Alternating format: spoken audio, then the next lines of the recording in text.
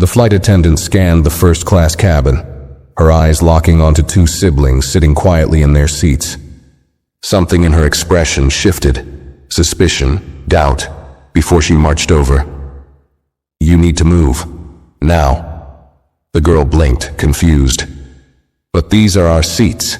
The attendant's tone sharpened. "I don't think so."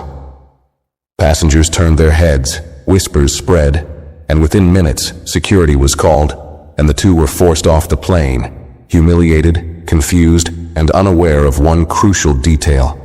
Their father owned the airline, and when he found out, the flight attendant wouldn't just regret her mistake, she'd wish she had never made it. Before we start the story, comment below where in the world you're watching from today. And if you like this story, don't forget to subscribe and hit the like button. Let's get started. The airport hummed with activity as passengers hurried toward their gates, voices blending with the constant announcements overhead.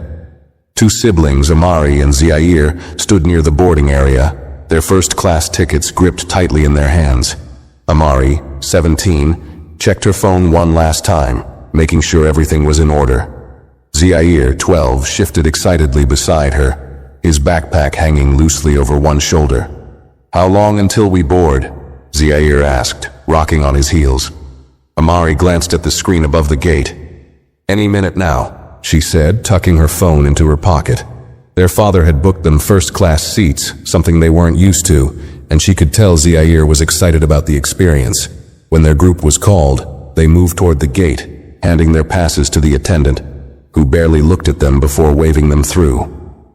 The moment they stepped onto the plane, Zaire's eyes widened. The first-class cabin was nothing like the crowded economy seats they had sat in before. The space, the plush seats, the quiet, it all felt surreal. "Whoa," Zaire whispered, his gaze darting around.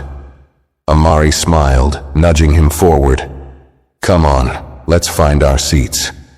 They reached their row, placing their bags carefully in the overhead compartment before settling in. Amari adjusted the seatbelt across her lap, while Zaire reached for the window shade peeking outside. A few rows ahead, Ms. Calloway, the flight attendant, moved through the aisle with a polished smile, greeting passengers as she checked seat assignments. She was tall and composed, with a uniform pressed to perfection, her posture straight and authoritative. But as she reached Amari and Zaire's row, her steps slowed. Her eyes flickered with something unreadable before she tilted her head slightly. "Excuse me," she said, her voice smooth but firm.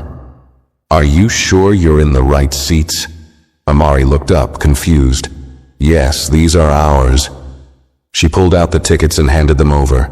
Ms. Calloway took them, her gaze scanning the details. Her expression didn't change, but her grip on the tickets tightened slightly before she handed them back. "This is first class," she stated, as if they didn't already know. Amari nodded. "Yes, we know." Ms. Calloway's lips pressed into a thin line. "Who booked these seats for you?" Amari inhaled slowly, feeling Zaire shift beside her. "Our father did," she said evenly. Ms. Calloway didn't move for a moment, as if deciding something. Then, without another word, she turned and walked away. Zaire leaned closer, lowering his voice. "Why did she ask that?" Amari exhaled. "I don't know." Minutes later, Ms. Calloway returned, this time with Mr. Hensley, another flight attendant. He was older, with silver-streaked hair and a no-nonsense demeanor. He stopped in front of them, clearing his throat. "We need you both to step out of first class for a moment," Mr. Hensley said, his tone neutral but firm. "We have to verify something about your tickets." Amari felt her stomach tighten. "Verify what? We already showed them." "It's just a quick check," he said, avoiding eye contact. "Please come with us." Zaire's excitement from earlier faded, his fingers curling around the armrest. "Why do we have to move?" he asked in a small voice. Ms. Calloway folded her arms. "We can do this the easy way, or we can call security." The way she said it, like a warning, like a threat, made Amari's chest tighten. She could feel the stares now, the way passengers had started paying attention but remained silent. No one said a word in their defense. Amari forced herself to stay calm. She grabbed their bags, nudging Zaire to follow. He hesitated but obeyed, his head lowered as they walked down the aisle. The whispers trailed behind them, but not a single voice spoke up for them. The moment they stepped off the plane, the doors shut behind them. A uniformed security officer stood nearby, watching them closely, as if they were a problem that needed to be handled. Amari pulled out her phone, her hands shaking as she scrolled to her father's number. Zaire stood beside her. His shoulders slumped, his excitement from earlier completely gone. She pressed the call button. "Dad," she said the moment he answered, her voice unsteady. "They just kicked us off the plane." Silence. Then her father's slow, measured response. "Who did?" Amari turned her head slightly, watching as Ms. Calloway and Mr. Hensley reboarded the plane, leaving them behind. Her jaw clenched. "The flight crew," she said quietly. There was another pause, but this time it wasn't confusion or shock. It was something else, something colder. "Stay where you are," her father said, his voice unreadable. "Don't speak to anyone. I'll handle this." Her breath caught in her throat. She didn't know what he was going to do, but she knew one thing for sure. This wasn't over. Not even close. Amari lowered the phone from her ear, her fingers still gripping it tightly. She turned to Zaire, who looked up at her with worried eyes. His shoulders were slumped, his hands clutching the straps of his backpack. "What's Dad gonna do?" he asked, his voice barely above a whisper. Amari exhaled slowly, shaking her head. "I don't know, but I don't think they're ready for it." The airport terminal felt different now. The same place that had been filled with excitement just moments ago now felt cold and unwelcoming. Other passengers walked past them, their expressions neutral, uninterested in the two siblings who had just been thrown off their flight. A uniformed security officer stood near the gate, arms crossed, keeping watch as if they had done something wrong.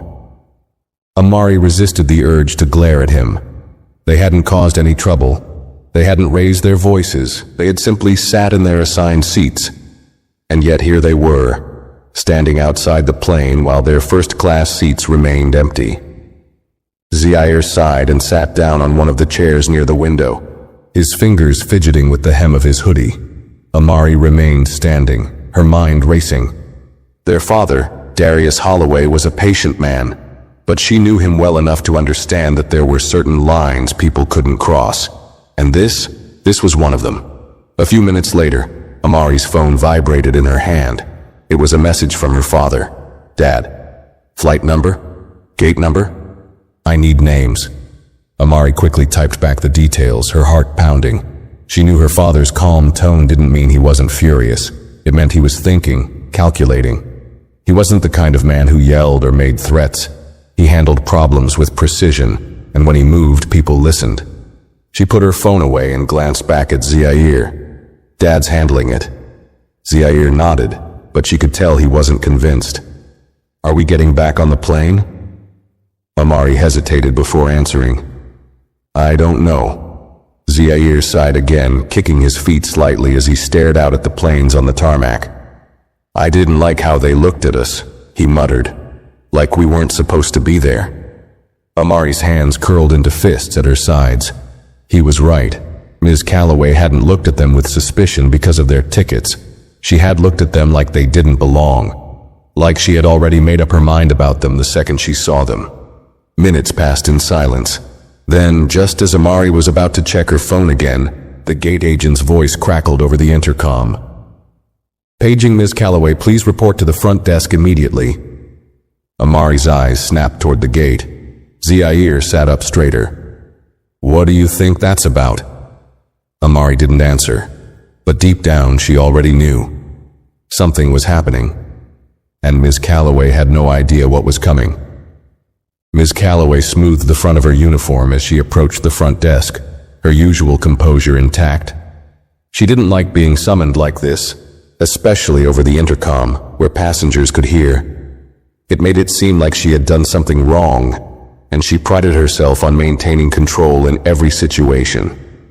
When she reached the counter, Mr. Denton, the gate supervisor, was waiting for her. His expression was unreadable. But there was something in his stance, rigid, professional, yet slightly uneasy, that made her straighten her posture. "You needed me?" she asked, keeping her voice light. Mr. Denton nodded but didn't speak right away. He turned slightly, gesturing toward the side entrance where an airport official stood holding a phone to his ear. The man glanced at Ms. Calloway before speaking into the receiver. "Yes, sir, she's here now." Ms. Calloway frowned slightly. "Who's that?" Mr. Denton exhaled, lowering his voice. "We just got a call from corporate. Direct orders from Darius Holloway." The name hit her like a cold splash of water. She blinked. "Excuse me?" Mr. Denton's lips tightened. "Apparently those two kids you removed from first class, their father owns this airline." For the first time in years, Miss Calloway felt unsteady. Her grip on her clipboard tightened as she processed what he had just said. Darius Holloway. Not a high-status frequent flyer, not some executive's friend. The owner of the airline. Her stomach twisted. Mr. Denton continued, his voice carefully measured. "Mr. Holloway is personally involved now, and he wants an explanation. Immediately." Ms. Calloway felt her heartbeat pick up. This wasn't just a passenger complaint. This was a career-threatening mistake. She swallowed hard, forcing herself to stay composed. "It was a simple misunderstanding," she said quickly. "I had reason to believe their seats were a mistake, so I followed procedure and asked them to step out while we verified." Mr. Denton cut her off with a sharp look. "Did you verify first, or did you assume?" The question hit her harder than she expected. Ms. Calloway opened her mouth but found no immediate answer. Mr. Denton sighed, rubbing a hand over his forehead. "They're still waiting in the terminal. Mr. Holloway's private office just sent new orders. You will personally escort them back onto the plane, and you will issue an apology in front of the passengers." Her breath caught. "What?" "You heard me," he said, voice firm. "Corporate is watching this now. The last thing this airline needs is a discrimination scandal. You will fix this." Ms. Calloway swallowed the lump in her throat. She had been in control of this situation just minutes ago. And now she had been reduced to cleaning up her own mess. She forced a tight smile. "Of course, I'll take care of it." But as she turned to head back toward the terminal, her mind raced. Passengers had witnessed her throw Amari and Zaire off the plane, and now those same passengers were about to see her bring them back. For the first time in her career, she wasn't the one with the power, and she hated it. Amari sat stiffly in the waiting area, arms crossed, her phone resting in her lap. Zaire fidgeted beside her, his sneakers tapping lightly against the floor. He had been quiet for the past few minutes, stealing glances at the gate where passengers continued to board like nothing had happened. She could still feel the stares, the silent judgment.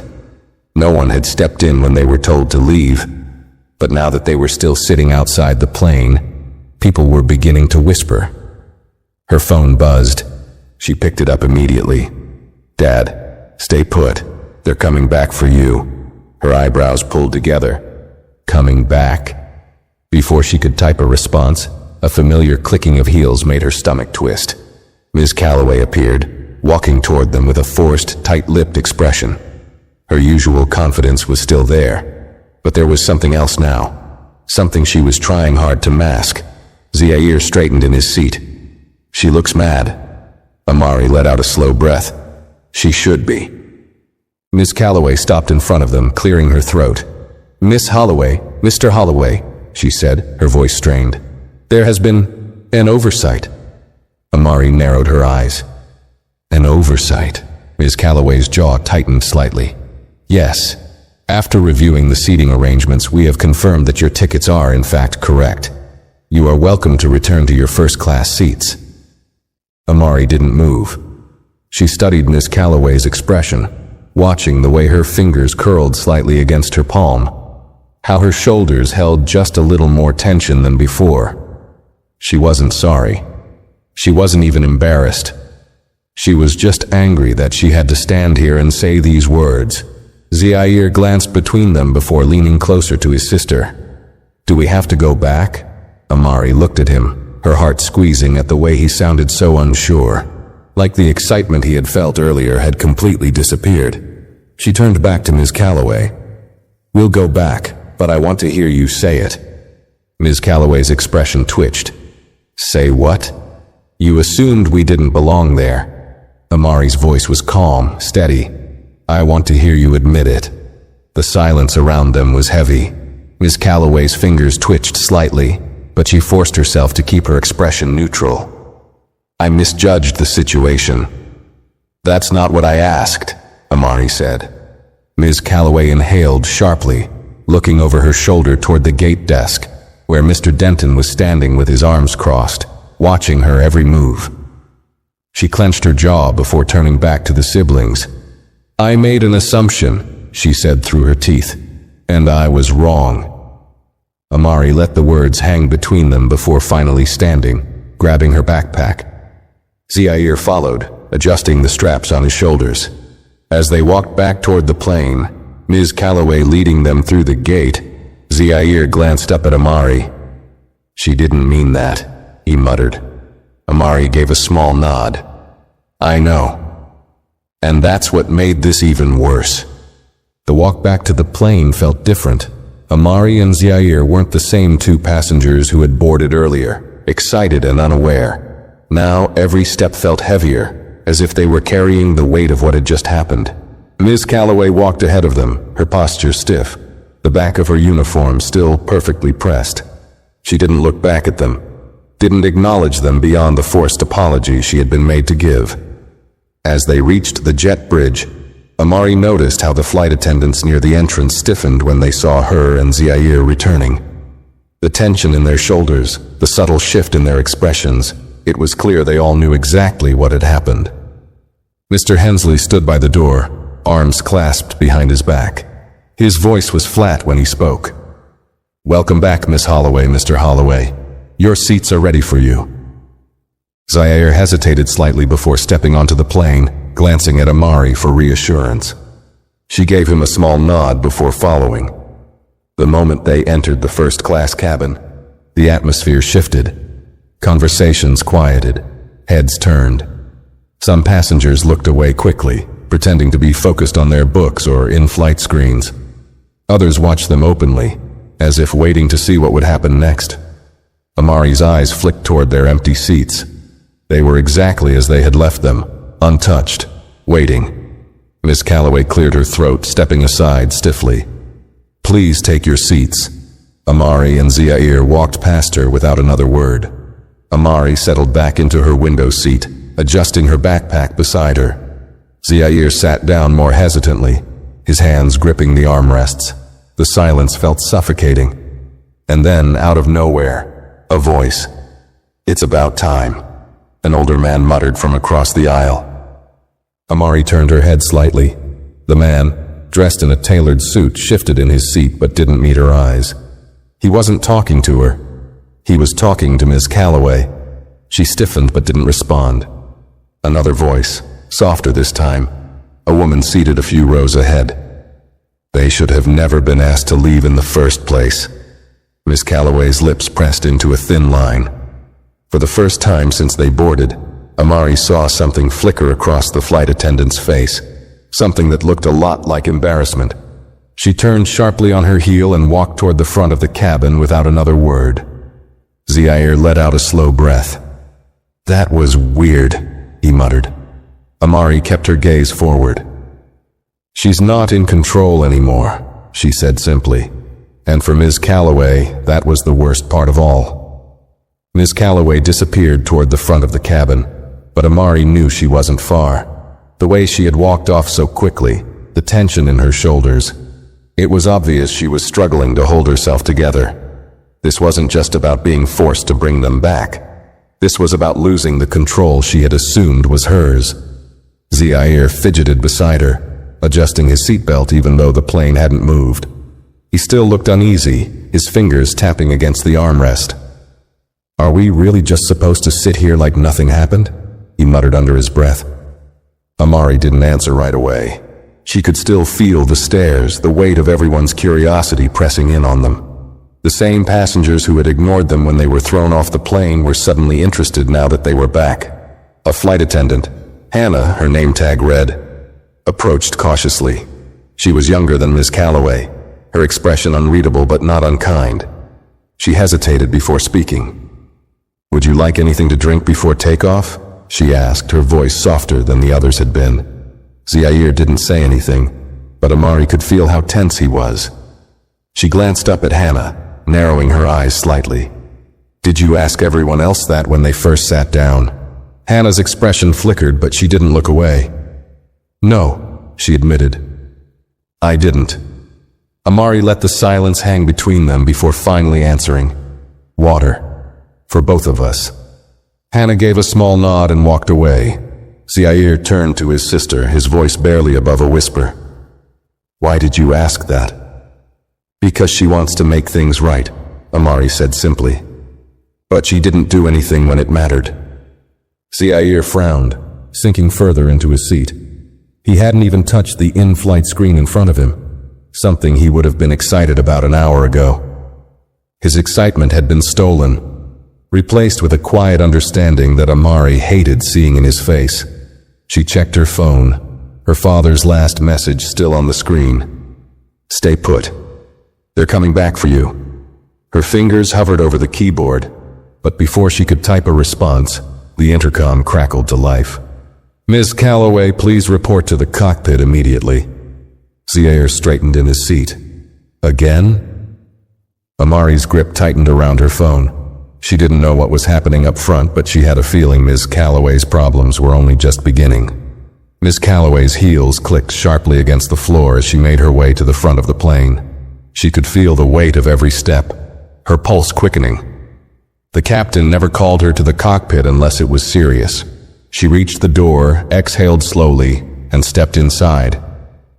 Captain Rowe, a man with years of experience and little patience for nonsense, was seated in his chair, his expression unreadable.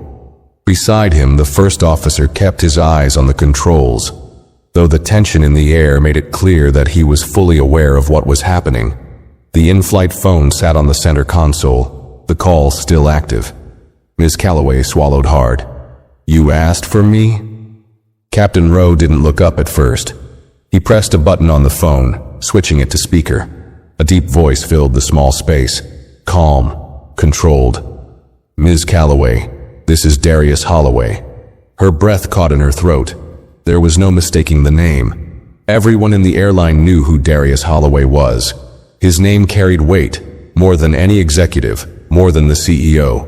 He was the owner, the man who built this airline from the ground up, the man whose children she had just humiliated. Captain Rowe leaned back in his chair, arms crossed. "Mr. Holloway has a few questions for you." The silence stretched, thick and suffocating. Ms. Calloway's palms were damp as she clasped them in front of her. Darius Holloway cut her off. "Did you verify my children's tickets before asking them to move?" Her throat tightened. She hesitated. "I was following protocol." The silence on the other end was deafening. Captain Rowe's jaw twitched. He was watching her, waiting. "That's not what I asked." She swallowed, her mouth suddenly dry. "No, sir." Another long pause. "So, you assumed they didn't belong in first class?" The words weren't loud. They weren't accusatory. But they held a weight that made her legs feel weak. "I misjudged the situation," she said quickly, trying to keep her voice steady. Darius Holloway let out a slow breath. "And did you question any other first-class passengers the same way?" She felt her stomach drop. Her silence was enough of an answer. Captain Rowe shook his head slightly, his disappointment clear. Darius spoke again, his voice carrying no anger, just certainty. "Ms. Calloway, you will personally ensure my children receive the service that every other first-class passenger is given. You will publicly apologize to them in front of the cabin, and when this flight lands, you will explain yourself to the executive board." Ms. Calloway's hands trembled slightly. "I understand." "Good," Darius said, his tone final. The call ended with a soft click. Captain Rowe leaned forward, adjusting his headset. "You heard the man?" he said, not bothering to hide the disapproval in his tone. "Now fix your mistake." Miss Calloway nodded stiffly, turning on her heel and stepping out of the cockpit. Her heart pounded as she made her way back through the first-class cabin. Passengers watched her now, some pretending not to be interested, others openly curious. She reached Amari and Zair's row and stopped. Every part of her wanted to just walk away to avoid this moment entirely. But she couldn't. Not this time. Taking a deep breath, she spoke, forcing her voice to remain even. "I need to apologize," she said. "To both of you." Amari didn't look up right away. She ran her fingers along the edge of the armrest, her expression unreadable. Zaire, however, was watching her closely. "I made an assumption," Miss Calloway continued, choosing her words carefully. "And I was wrong." Silence. Zaire shifted in his seat, glancing at Amari. Amari finally turned her head, meeting Miss Calloway's gaze. "Are you apologizing because you mean it?" she asked quietly. "Or because you got caught?"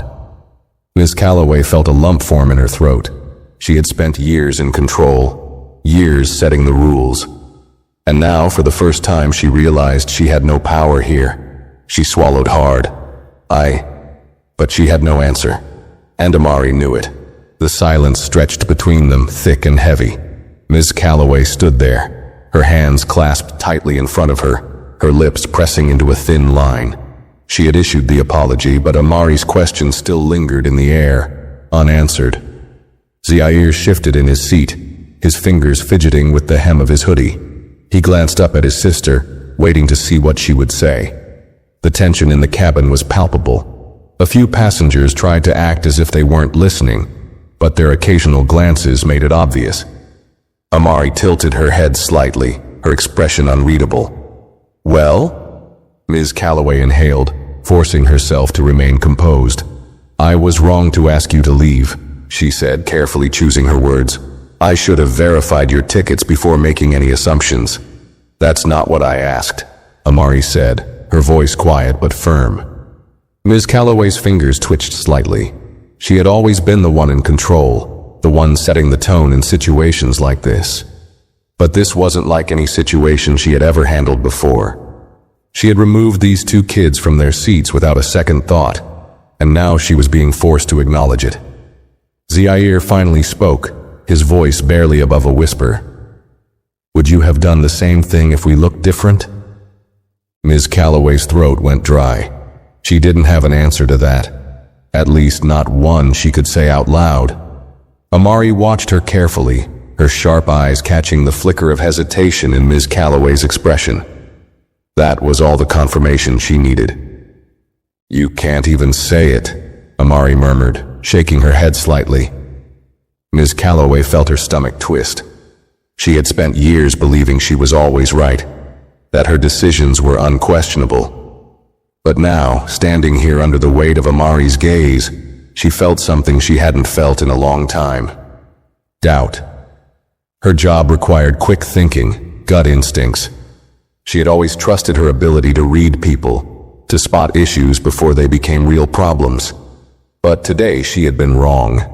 And not just about a seating issue, she had been wrong about them. Miss Calloway cleared her throat, glancing around the cabin, as if hoping for an escape. But there wasn't one. Not with the passengers watching, not with the weight of her mistake pressing down on her. "I should not have judged you," she said finally, her voice quieter now. "I was wrong to assume you didn't belong here." Zaire blinked, looking up at his sister. Amari studied Miss Calloway's face, reading between the lines. The words had been spoken, but there was still something hesitant about them. "Okay," Amari said simply. Miss Calloway frowned slightly. "Okay?" Amari nodded, leaning back in her seat. "Yeah. You said what you needed to say. I don't need anything else from you." Miss Calloway's stomach sank at the dismissal. She had expected anger, had even braced herself for further confrontation. But this quiet, collected response was worse. It meant she had already lost. Zaire turned to Amari. You don't want her to say more? Amari exhaled slowly, her fingers drumming lightly against the armrest. It's not about what she says now. It's about what she does next. Ms. Calloway felt her throat tighten. Amari didn't want words. She wanted proof. The flight attendant hesitated for a moment longer before nodding stiffly. If there's anything you need during the flight, she said, her voice more subdued now, please let me know. Neither of them responded. Ms. Calloway turned and walked away, her steps lacking their usual sharpness. As she disappeared down the aisle, Zaire let out a breath he hadn't realized he was holding. He leaned closer to his sister. Do you think she meant it? Amari was quiet for a moment. I don't know. Zaire sighed. I still don't feel right sitting here. Amari turned her head slightly, watching the passengers around them. Some still stole glances in their direction, while others looked away quickly when she met their gaze. The energy had shifted, but she wasn't sure if it was guilt or just discomfort. She glanced out the window, watching as the last of the bags were loaded onto the plane. Her phone buzzed in her lap. Dad, everything taken care of? Amari typed back. Me. She apologized, not sure if she meant it, but yeah, we're back in our seats. The dots appeared almost immediately, showing he was typing. Dad. Good. Sit tight. This isn't over yet. Amari's stomach fluttered. She had a feeling he didn't mean that for her. Ms. Calloway thought this was the worst of it. She was wrong. Ms. Calloway moved briskly toward the galley, her mind racing. She had delivered the apology, done what was required of her, and yet the unease in her chest hadn't disappeared. The feeling of control slipping from her grip was foreign, unsettling. She had spent years in this role, commanding the cabin with authority, ensuring everything ran exactly as it should. But today, she had miscalculated. She reached for a cup, pouring herself some water with slightly shaky hands. The sound of footsteps behind her made her tense. She didn't need to turn around to know who it was. Hannah, the younger flight attendant, leaned against the counter, watching her. You okay? Hannah asked, her tone carefully neutral. Ms. Calloway stiffened. I don't need your concern. Hannah raised an eyebrow. It didn't sound like they accepted your apology. Ms. Calloway shot her a sharp look. That's not your business. Hannah tilted her head slightly. Isn't it? She crossed her arms. Look, I don't like getting involved in things like this, but I have to ask. Did you even check their tickets before pulling them out of their seats? Ms. Calloway's fingers tightened around the cup. She didn't answer. Hannah scoffed, shaking her head. You didn't, did you? Ms. Calloway turned to face her. I made a judgment based on... Based on what? Hannah cut in. On how they looked? The words stung. Ms. Calloway opened her mouth, but nothing came out. Hannah exhaled, shaking her head. You know, you made them feel like they didn't belong. That kid, Zaire, he looked excited to be here when they first boarded. Now he won't even look up from his seat. She let the words settle before adding, That's on you. Ms. Calloway swallowed, something uncomfortable twisting inside her. Hannah sighed and pushed away from the counter. You might have fixed this flight, but this isn't over for you. You know that, right?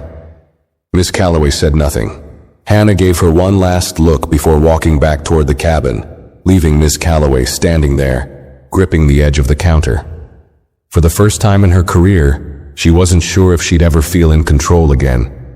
Back in first class, Amari glanced at Zaire. He had barely moved since Ms. Calloway left, his fingers tapping absently against the armrest, his expression unreadable. You okay? She asked softly. Zaire hesitated before shrugging. I don't know. Amari sighed, leaning her head back against the seat. Dad's handling it, she reminded him. Zaire nodded slowly. Yeah, but will it change anything? Amari was about to respond when the intercom crackled again. Ladies and gentlemen, this is your captain speaking. We're preparing for takeoff. Flight attendants, please secure the cabin. Zaire straightened in his seat as the plane began to taxi. Amari glanced around, noticing that the energy in first class still felt different. People had seen what happened. Some passengers seemed to pretend like nothing had occurred, but others stole quiet glances in their direction. The man in the suit across the aisle cleared his throat. "For what it's worth," he muttered, his gaze focused ahead. "That never should have happened." Amari turned her head slightly. But it did. The man looked uncomfortable, nodding stiffly before returning his attention to the screen in front of him. Amari didn't say anything else. The plane lifted off the ground, but the weight in her chest remained. As they ascended into the sky, she glanced at her phone. Another message from her father had come in. "Dad, we land in 3 hours. I'll be waiting at the gate." Amari's grip tightened around her phone. She didn't know exactly what her father had planned, but she knew one thing for certain. This wasn't the last conversation Ms. Calloway would be forced to have today. The hum of the engines filled the cabin as the plane steadied in the sky, but the tension in first class had not disappeared. Amari sat upright, her fingers idly running along the edge of her armrest, her mind stuck in a loop of what had just happened. Zaire had barely touched the in-flight screen in front of him, which was unusual. Normally he'd be excited to scroll through the movie selection, but now he just sat there, staring out the window as the clouds rolled past. She could still feel the weight of the silence around them. The passengers who had witnessed everything were pretending to be occupied, yet their stolen glances gave them away. It was funny. When she and Zaire were forced off the plane, no one had said a word. But now that they were back, it seemed like everyone had an opinion, even if they were too afraid to say it aloud. A flight attendant appeared beside them, but it wasn't Miss Calloway. It was Hannah. "Would you like something to eat?" she asked gently, her eyes flickering toward Zaire before landing on Amari. "Or anything to drink?" Zaire shook his head without looking up. Amari hesitated, then exhaled. "Just some water for him," she said. Hannah nodded, quickly stepping away. She returned moments later with a glass of water, setting it down carefully on the tray in front of Zaire. He muttered a small, "Thanks," but still didn't lift his head. Hannah lingered for a second, as if debating whether to say something more. Finally, she spoke in a quiet voice. "I'm really sorry about what happened earlier." Amari raised an eyebrow, studying her carefully. "Are you saying that because you mean it? Or because you saw how things played out?" Hannah didn't flinch. "Because I mean it." Amari gave a slow nod. "Then why didn't you say anything before?" Hannah swallowed, shifting slightly. "Because I've seen things like this happen before, and I've always told myself it wasn't my place to interfere." She looked down, exhaling. "That doesn't make it right, though." Amari didn't respond. She just watched Hannah for a moment before turning to Zaire, who was finally sipping from his water. "You work with her, don't you?" Amari asked, bringing her gaze back to Hannah. Hannah nodded. "Yeah. She's been here longer than I have. A lot of people don't question her decisions." "And what about you?" Hannah hesitated before saying, "I used to be one of those people. I'm not anymore." Amari tilted her head slightly. "Why?" Hannah let out a slow breath. "Because today, I saw how it looks from the other side." Amari leaned back in her seat, considering that. At least Hannah was being honest. That was more than she could say for Miss Calloway. Hannah straightened. "If you need anything, just let me know." Amari nodded once. "Thanks." Hannah walked away, and for the first time since reboarding, Zaire finally turned to Amari. "You believe her?" he asked. Amari sighed. "I don't know. Maybe." Zaire pressed his lips together. "At least she said something." "Yeah," Amari muttered, "but she only said it when it was safe to." Zaire didn't respond, but the meaning in Amari's words lingered between them. The flight continued, the minutes dragging on. Amari checked her phone, scrolling absent-mindedly through messages from friends who had no idea what had just happened. Zaire eventually pulled up a movie but wasn't really watching it. Then, suddenly, an announcement came over the intercom. "Ms. Calloway, please report to the cockpit immediately." Amari's eyes snapped toward the front of the cabin. Zaire frowned. "Again?" Passengers exchanged glances, some shifting in their seats. Even Hannah, who had been passing out drinks a few rows ahead, stopped mid-step. Amari folded her arms. Dad must be handling things already. Zaire blinked. But we're still in the air. Exactly. They watched as Ms. Calloway stiffly made her way toward the front, disappearing behind the curtain leading to the cockpit. The moment she was gone, whispers rippled through first class. A few passengers leaned toward one another, murmuring under their breath. Some looked toward Amari and Zaire again, but this time their curiosity was different. They weren't just staring at two kids who had been removed from their seats. Now they were staring at two kids whose father had enough power to summon a flight attendant mid-flight. Zaire turned toward Amari, his eyes wide. "What do you think's happening up there?" Amari smirked slightly. "I think Ms. Calloway just realized this is a lot bigger than she thought." And for the first time since they boarded this flight, she felt the balance of power shift. Ms. Calloway's breath felt heavier as she stepped into the cockpit, the door shutting behind her with a quiet click. The enclosed space suddenly felt much smaller than usual. Captain Rowe sat in his chair, arms crossed, his expression unreadable. The first officer kept his focus on the instruments, though the stiffness in his posture made it clear that he was aware of the situation unfolding behind him. But it wasn't the captain's silence that made Ms. Calloway's stomach twist. It was the voice coming through the speaker of the in-flight phone. "Ms. Calloway." Darius Holloway's voice was calm, controlled, but there was a weight to it, an authority that made the air feel heavier. "I assume you now understand exactly how badly you miscalculated today." Ms. Calloway forced herself to stay composed. "Sir, Don't bother," he cut her off. "I'm not interested in excuses." Her jaw tightened. Captain Rowe leaned forward slightly, his gaze locked on her. "Corporate has already been informed of what happened. Mr. Holloway has requested an immediate review of your conduct upon landing." Ms. Calloway felt the blood drain from her face. "A review?" Darius's voice returned. "I own this airline, Ms. Calloway, which means when a situation like this happens, I have the authority to ensure it's handled properly. And believe me, it will be." Ms. Calloway gripped the edge of the nearest seat for support. "Sir, I acknowledge my mistake, but Do you?" Darius asked. "Because I have reports from passengers, your fellow crew members, and even the captain that suggest you didn't think it was a mistake at all until you were forced to correct it." Captain Rowe watched the color drain from her face. "Ms. Calloway," he said, his voice quieter but firm, "you didn't just embarrass two passengers. You embarrassed this airline." Ms. Calloway felt her throat tighten.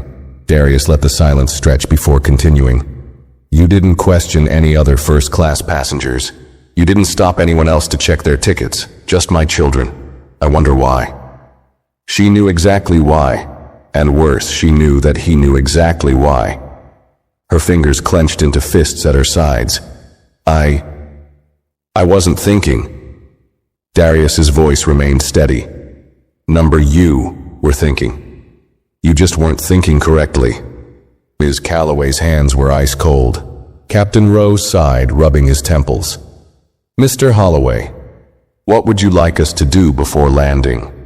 "She will personally see to it that my children receive the highest level of service for the remainder of this flight," Darius instructed. "Not because I care about their comfort.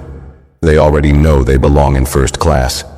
But because I want the rest of the passengers to see what it looks like when someone is forced to acknowledge their mistake." The humiliation burned in Ms. Calloway's chest. "And upon landing?" Captain Rowe asked. Darius's answer came without hesitation. "Security will be waiting for her at the gate. She will be escorted directly to the executive office, where she will explain herself to the board. If her explanation is unsatisfactory, she will no longer be employed by this airline." Ms. Calloway's stomach lurched. "Sir, please, This conversation is over," Darius said. A click echoed through the cockpit as the call ended. Ms. Calloway stood there, frozen. Captain Rowe exhaled and turned toward her. "You should get back to the cabin," he said. "I suggest you make good use of the time you have left." Ms. Calloway nodded stiffly, though her legs felt weak beneath her. As she stepped out of the cockpit, She could already feel the weight of the passengers' stares waiting for her on the other side. For the first time in her career, she had no control over what came next. Back in first class, Amari scrolled through her phone, her expression unreadable. Zaire had finally picked a movie to watch, but she could tell he wasn't really paying attention. Passengers whispered, their gazes flickering toward the front of the plane, waiting to see what would happen next. And then, Ms. Calloway emerged. She walked slowly down the aisle, her expression carefully composed. But Amari could see it in her posture, the stiffness in her movements. This wasn't the same woman who had stood in front of them earlier, demanding they move. This was a woman who had just realized that for the first time in a long time, maybe ever, she was on the other side of the power dynamic. She reached their row and stopped. Silence stretched. Zaire glanced up, shifting uncomfortably. Ms. Calloway inhaled sharply, then spoke. "Can I offer you anything? Drinks? A meal? Anything at all?" Her voice was tight, controlled. Zaire looked up at Amari as if unsure how to respond. Amari studied Ms. Calloway's face, the forced politeness in her expression. This wasn't genuine. This wasn't an apology. This was survival. Amari leaned back in her seat, folding her arms. "You didn't ask us that when we first sat down." Ms. Calloway's lips pressed together. "I'd like to correct that now." Amari tilted her head slightly. "Would you be doing this if my last name wasn't Holloway?" Ms. Calloway's face remained neutral, but Amari saw the flicker of shame in her eyes. "No," Amari murmured, answering for her. "You wouldn't." Zaire exhaled beside her, suddenly exhausted. "I'll just take some juice," he muttered. Ms. Calloway nodded stiffly. Right away, she turned, disappearing toward the galley. Zaire sighed, leaning back in his seat. That felt weird. Amari didn't take her eyes off the aisle. "That's because she's not sorry. She's scared." Zaire hesitated. "Is that enough?" Amari was quiet for a moment. Then she shook her head. "No," she said, "but it's a start." As Ms. Calloway returned with the drink, passengers watched her closely, some with quiet amusement, others with judgment. And Amari knew in that moment that Ms. Calloway felt every single one of those stares. For the first time, she was the one being scrutinized. For the first time, she was the one who didn't belong. Ms. Calloway placed the juice down on Zaire's tray with precision, her fingers steady despite the storm raging inside her. She forced a tight smile and turned away quickly, eager to put as much distance between herself and the two siblings as possible. She could still feel the weight of their gazes, Amari's calm, unreadable stare, and Zaire's hesitant confusion. It was a feeling she wasn't used to. She was the one who set the rules, the one who dictated order in the cabin. And yet now she was the one waiting for judgment. As she moved through the aisle, she could feel it. Every whisper, every glance from the first-class passengers. Some of them were merely curious, others seemed smug, as if relishing the fact that she was now the one walking on eggshells. A few, she suspected, had likely done the same thing she had done before, silently judged the two kids when they first sat down, assumed they didn't belong, and only now did they feel guilty about it. She reached the galley, gripping the counter tightly, her breathing shallow. How had this happened? One moment she had been in control, running the cabin as she always did. The next, she had been pulled into the cockpit and forced to answer to the most powerful man in the airline industry. A man whose children she had humiliated. A man who wasn't going to let this go. The truth of the situation sat in her chest like a stone. She wasn't just dealing with a passenger complaint. She was dealing with Darius Holloway. And now security was going to be waiting for her at the gate. The executive board would be waiting for her. She had never been in trouble before, not like this. Yes, there had been minor complaints over the years. Passengers who thought she was too strict, too firm. But nothing that ever escalated past a simple written report. She had been untouchable. Not anymore. She squeezed her eyes shut, inhaling slowly. Maybe, just maybe, if she handled the rest of this flight perfectly, if she showed real remorse, the board might show her mercy. Maybe Darius Holloway wouldn't fire her. Her fingers twitched. If. Taking a steadying breath, she straightened her uniform, put on the most professional expression she could manage, and stepped back into the cabin. Passengers noticed her return, but she ignored them, forcing herself to focus. She needed to get through this flight without making things worse. She needed to be perfect. She moved quietly through first class, checking on passengers. She refilled drinks, adjusted tray tables, and offered warm towels with a smile that didn't reach her eyes. She hated this feeling, the uncertainty, the powerlessness. And every time she glanced toward Amari and Zair's row, she could see it, the way Amari was watching her, studying her, as if waiting to see what she would do next. She knows, Ms. Calloway thought bitterly. She knows I'm not really sorry. She knows I just don't want to lose my job. Ms. Calloway swallowed hard and kept moving. Amari tapped her fingers lightly against the armrest, watching as Ms. Calloway moved through the aisle with forced precision. Everything about her posture, her movements, screamed discomfort. She wasn't acting out of kindness. She was acting out of fear. Zair sipped his juice quietly beside her, his shoulders still slightly slumped. The excitement he'd felt before the flight had never returned. The damage had already been done. Amari glanced at the other passengers. Some had gone back to their books and movies, pretending as if nothing had happened. But she caught the way some of them still looked up when Ms. Calloway passed by, whispering amongst themselves. It wasn't just her who had lost control. Ms. Calloway had lost their respect too. Amari checked her phone. Another message from her father. "Dad, landing in 2 hours. Security is set. Sit tight." She exhaled slowly. 2 hours. She wondered if Ms. Calloway realized what was waiting for her when they landed. Zair shifted in his seat.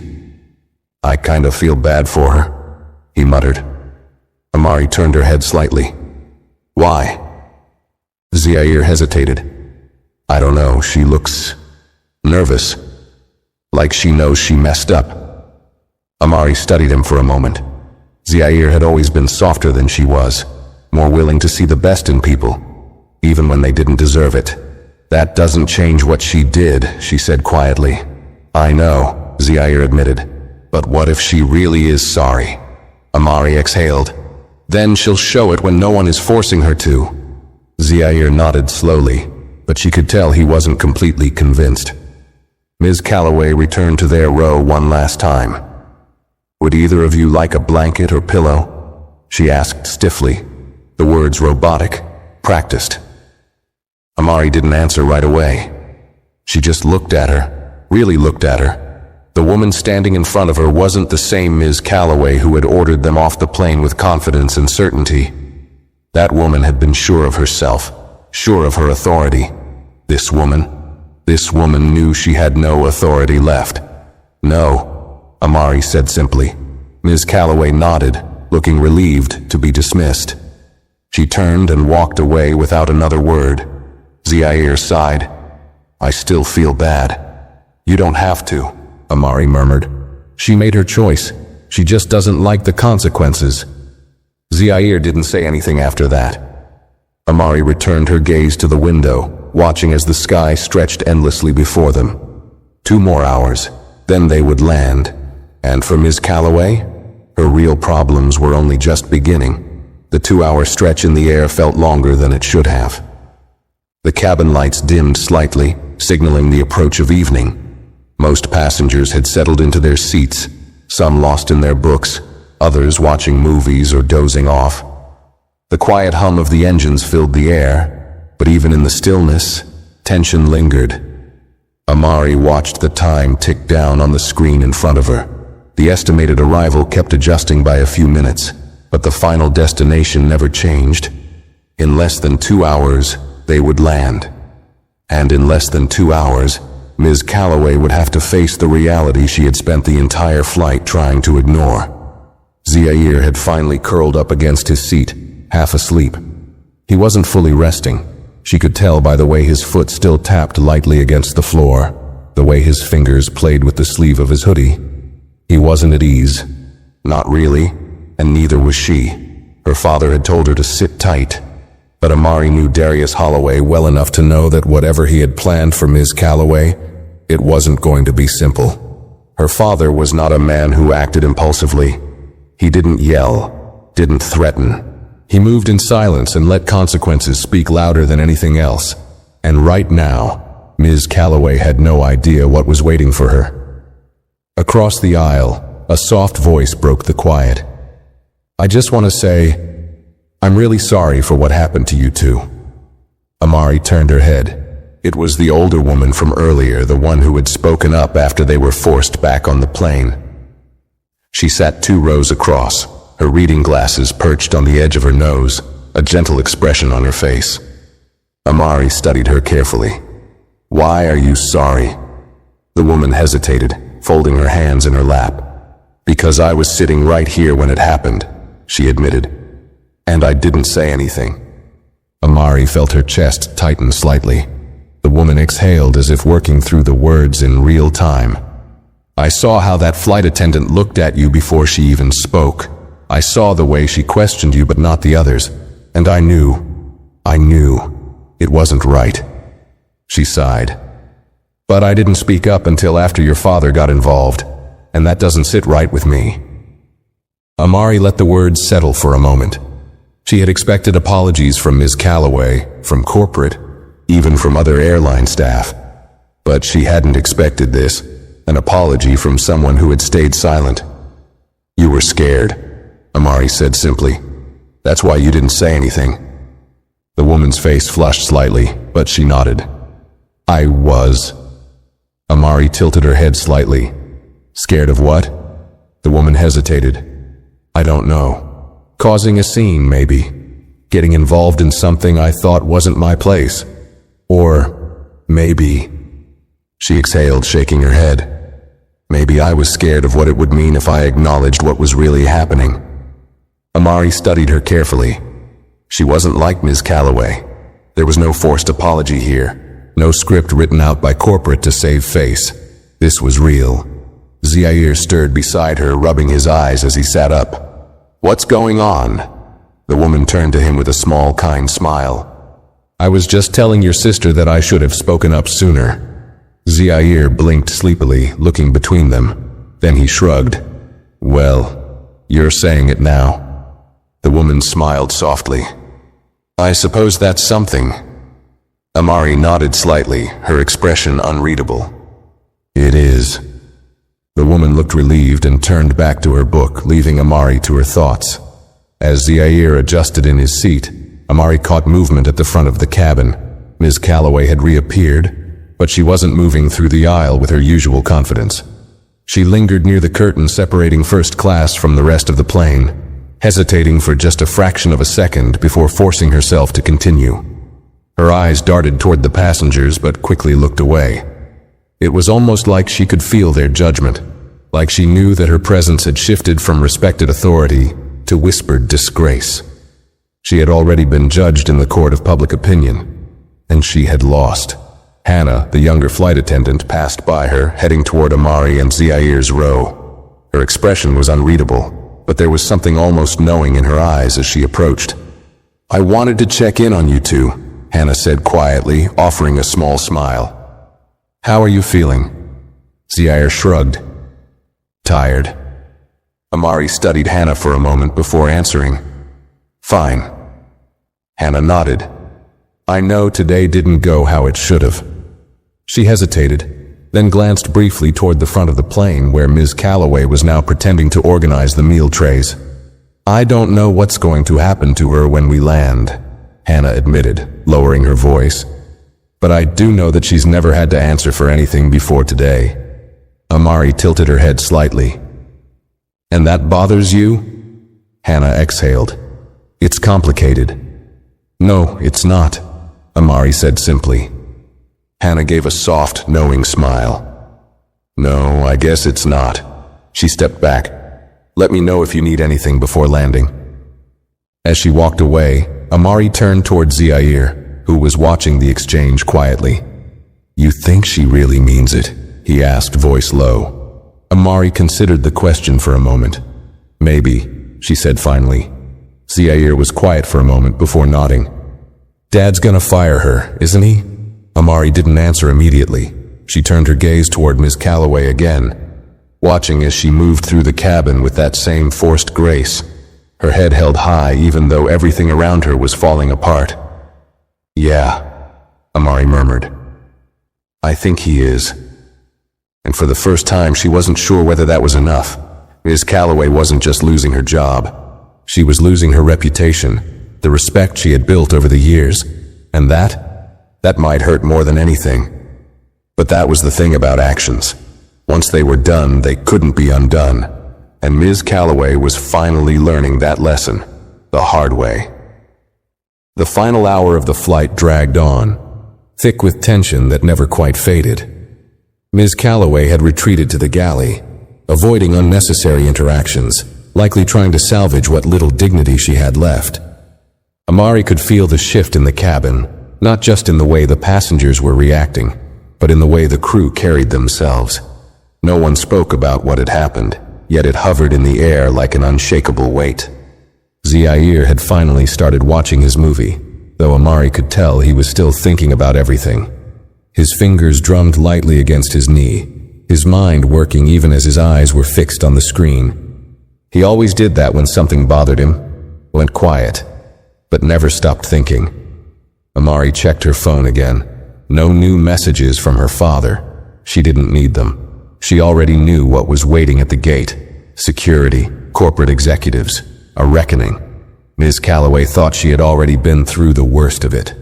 She thought the forced apology and the stares from passengers were the full weight of her punishment. She had no idea. The captain's voice crackled over the intercom. "Ladies and gentlemen, we are beginning our descent into Los Angeles International Airport. Flight attendants, please prepare the cabin for landing." Zaire sat up straighter, stretching his arms. Finally, Amari exhaled, glancing toward the front of the cabin. Ms. Calloway had stepped back out, her expression unreadable, her movements automatic as she prepared for landing. She handed out hot towels, adjusted passengers' trays, did everything by the book. But her mind was clearly elsewhere. For the first time in her career, she was uncertain about her future. As she reached Amari and Zaire's row, she hesitated for the briefest moment before speaking. "Tray tables up, please," she said, her voice hollow. Amari didn't move right away. She studied Ms. Calloway's face, searching for something, some sign of real regret, something beyond the fear of losing her job. She found nothing. She folded her tray table up and sat back in her seat. Zaire did the same, though he refused to look at Ms. Calloway. Ms. Calloway lingered for a second longer, then moved on. The plane dipped slightly as it began its final approach. Amari leaned her head against the window, watching the city lights come into view. This was almost over, or maybe, for Ms. Calloway, it was only just beginning. As soon as the wheels touched the ground, passengers reached for their phones, eager to reconnect with the world outside the plane. Amari's phone vibrated almost immediately. "Dad, I'm at the gate." A single sentence, no unnecessary details, no reassurances, just a statement of fact. He was here. Amari turned to Zaire. "Dad's waiting for us." Zaire nodded but didn't say anything. He already knew what that meant. The plane taxied toward the gate, the usual routine unfolding, seatbelts clicking open, passengers shifting in their seats, crew members preparing for arrival. But there was an added layer of tension that had nothing to do with turbulence or delays. Ms. Calloway hadn't moved from her spot near the galley. Her hands were folded in front of her, her posture unnaturally stiff. She was waiting, not for the passengers, not for the paperwork. She was waiting for her fate. Amari checked her phone again. Another message from her father.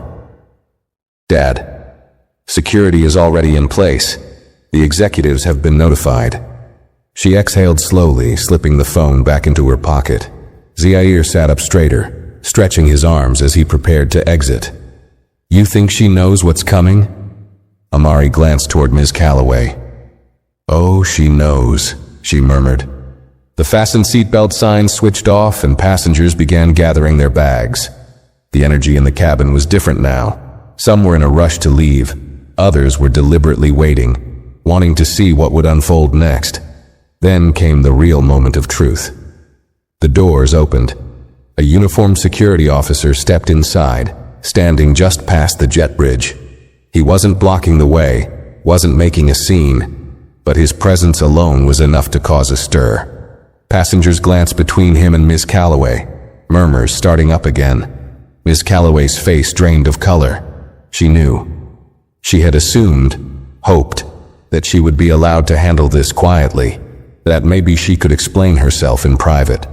But Darius Holloway didn't do things quietly. This wasn't going to be a meeting in some back office. This was going to be a statement. As first-class passengers began gathering their things, the security officer stepped forward. "Miss Calloway," he said, his tone polite but firm, "you need to come with us." Passengers froze. Ms. Calloway inhaled sharply, glancing around as if looking for an escape. But there wasn't one. She was done. Hannah, the younger flight attendant, shifted uncomfortably, her expression caught between sympathy and the understanding that there was nothing she could do. Zaire gripped his backpack straps. "Whoa," he whispered. Amari didn't look away. Ms. Calloway's mouth opened slightly as if she wanted to protest, but no words came out. She was used to being the one with authority. She was used to having the power to dictate how things went. But not today. The passengers who had once looked to her for guidance now looked at her with judgment. The same whispers that had followed Amari and Zaire off the plane earlier were now directed at her. She was the one being watched. She was the one being doubted. And worst of all, she had done it to herself. Captain Rowe stepped out of the cockpit, his expression tight with professionalism. He didn't acknowledge Ms. Calloway directly, but he did nod toward the security officer. "She's all yours." That was it. That was the moment it became official. Ms. Calloway had lost. The security officer gestured toward the jet bridge. "This way, ma'am." Amari watched as Ms. Calloway, the woman who had ordered them off the plane without hesitation, the woman who had once walked through this cabin with certainty, now took the slowest steps of her life. The whispers followed her, just like they had followed Amari and Zaire earlier, except now, no one was looking away. She disappeared through the jet bridge, and just like that, she was gone. The flight attendants pretended to carry on as usual, ushering passengers toward the exit, but the energy had shifted. Zaire let out a low breath. That was intense. Amari stood, adjusting her bag. "Let's go." As they stepped off the plane, the terminal felt almost too bright, too big. But none of that mattered, because standing just ahead, waiting near the gate with an expression that gave nothing away, was Darius Holloway. And as they walked toward him, Amari knew. This wasn't over. Not yet. Darius Holloway stood just beyond the gate, his posture straight, hands clasped in front of him. He wasn't a man who needed to raise his voice or make a scene to command attention. His presence alone was enough. The moment Amari and Zaire stepped off the jet bridge, his gaze softened, but only slightly. He gave them a slow once-over, scanning their faces as if making sure they were unharmed. "Are you both okay?" he asked, his voice steady, even. Zaire shifted beside Amari, nodding quickly. "Yeah, we're fine," Amari exhaled. "We're fine, Dad." Darius studied her for a beat longer before nodding, satisfied for now. But there was something unreadable in his expression, something quiet but sharp, a calculation happening beneath the surface. He turned slightly, looking past them toward the jet bridge. Ms. Calloway emerged, flanked by two corporate executives and the security officer who had escorted her off the plane. She looked smaller than before, her confidence stripped away. Her uniform still pristine, but now feeling like a hollow shield. Passengers exiting the plane threw quick glances her way, their whispers continuing as they passed. A few even stopped nearby, pretending to check their phones just to witness whatever was about to unfold. Darius Holloway didn't move, didn't react as Ms. Calloway was led toward him. She stopped a few feet away, her throat tightening as she forced herself to meet his gaze. There was no mistaking the power dynamic now. Ms. Calloway had spent years deciding who belonged and who didn't. Now she was the one being questioned. One of the executives, Mr. Langford, stepped forward. He was a senior board member, his neatly pressed suit a reminder of the company's upper management. He glanced between Darius and Ms. Calloway before clearing his throat. "Mr. Holloway," he began, choosing his words carefully, "we are prepared to address this matter immediately." Darius didn't acknowledge him at first. He kept his focus on Ms. Calloway, watching the way she shifted her weight slightly, her fingers twitching at her sides. Finally he spoke.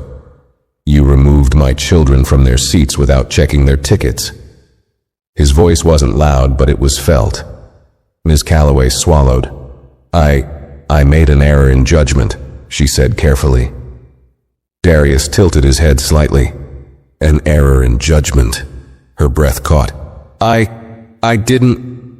"You humiliated them in front of an entire cabin," Darius continued, his tone still even, controlled. "You made an assumption, not based on their behavior, not based on their conduct, but based on what?" The pause was suffocating. Ms. Calloway's lips parted slightly, but she had no answer. Darius let the silence linger before turning to Mr. Langford. "I assume the airline will be taking immediate disciplinary action." Mr. Langford straightened. "Yes, sir. Ms. Calloway will be placed on administrative leave effective immediately. There will be an internal review, and based on the findings..." Darius held up a hand, silencing him. "No need for a review." Ms. Calloway flinched. "She's done," Darius said simply. The words landed with finality. Ms. Calloway's breath hitched. "Please, Mr. Holloway." Darius's expression remained unreadable. "You had no hesitation when you ordered my children off that plane. You didn't stop to consider if you were making a mistake. You didn't second-guess yourself when you embarrassed them. You were certain. Now so am I." The weight of his words pressed down on her like a crushing force. Mr. Langford nodded stiffly. "Understood, sir." He turned to Ms. Calloway. "Effective immediately. Your employment with the airline is terminated." Ms. Calloway blinked rapidly. But there was nothing left to say. Security stepped forward, waiting to escort her out.